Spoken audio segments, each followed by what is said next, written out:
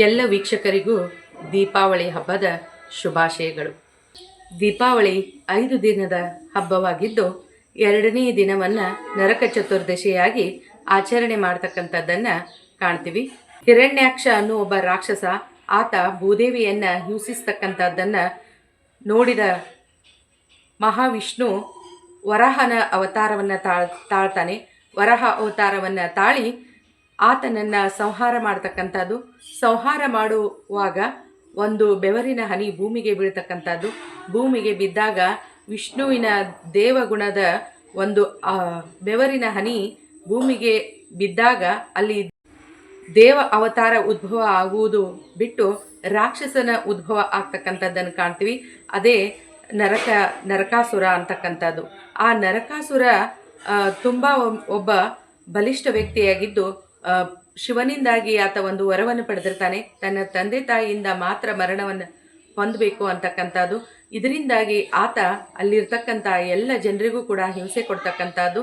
ಜೊತೆಗೆ ತಾನು ಜಯಿಸಿದ 16,000 ಹೆಣ್ಣು ಮಕ್ಕಳನ್ನು ತಂದು ತನ್ನ ಒಂದು ವಶದಲ್ಲಿಟ್ಕೊಂಡು ಮುಂದೆ ಅವರನ್ನು ವಿವಾಹ ಆಗಬೇಕು ಅಂತಕ್ಕಂಥ ಯೋಚನೆ ಆತನಿಗೆ ಇರುತ್ತದೆ.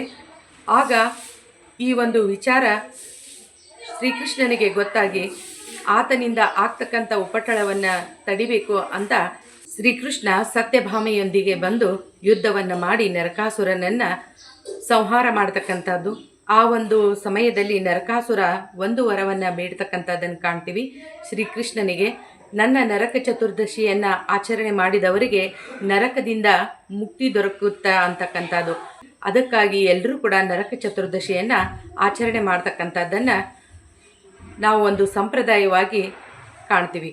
ಇದರ ಜೊತೆಗೆ ಮತ್ತೊಂದಿಷ್ಟು ವಿಚಾರಗಳನ್ನು ತಮ್ಮೊಂದಿಗೆ ಹಂಚಿಕೊಳ್ತಾ ಇದ್ದೀನಿ. ನರಕ ಚತುರ್ದಶಿಯ ದಿನ ಸೂರ್ಯನ ಉದಯಕ್ಕಿಂತ ಮುಂಚೆ ಎದ್ದು ಆರತಿಯನ್ನು ಮಾಡಿಕೊಂಡು ಪಟಾಕ್ಷಿಯನ್ನು ಹಾರಿಸ್ತಕ್ಕಂಥದ್ದು. ಪಟಾಕ್ಷಿಯನ್ನು ಹಾರಿಸಿ ನಂತರ ಮತ್ತೆ ಅಭ್ಯಂಜನ ಸ್ನಾನವನ್ನು ಮಾಡ್ತಕ್ಕಂಥದ್ದನ್ನು ಕೂಡ ಕಾಣ್ತೀವಿ. ಈ ಅಭ್ಯಂಜನ ಸ್ನಾನದ ಮಹತ್ವವೂ ಕೂಡ ಅಷ್ಟೇ ವಿಶೇಷವಾಗಿದೆ. ಈ ಅಭ್ಯಂಜನ ಸ್ನಾನವನ್ನು ಮಾಡುವುದರಿಂದಾಗಿ ಆಲಸ್ಯ, ದಾರಿದ್ರ್ಯ ಮನುಷ್ಯನಿಂದ ದೂರ ಆಗುತ್ತೆ. ಜೊತೆಗೆ ನರಕದ ಒಂದಿಷ್ಟು ನರಕಕ್ಕೆ ಹೋಗುವುದು ತಪ್ಪುತ್ತದೆ ಎಂಬಂತಹ ಹಲವಾರು ಯೋಚನೆಗಳು ನಮ್ಮಲ್ಲಿ ಇವೆ.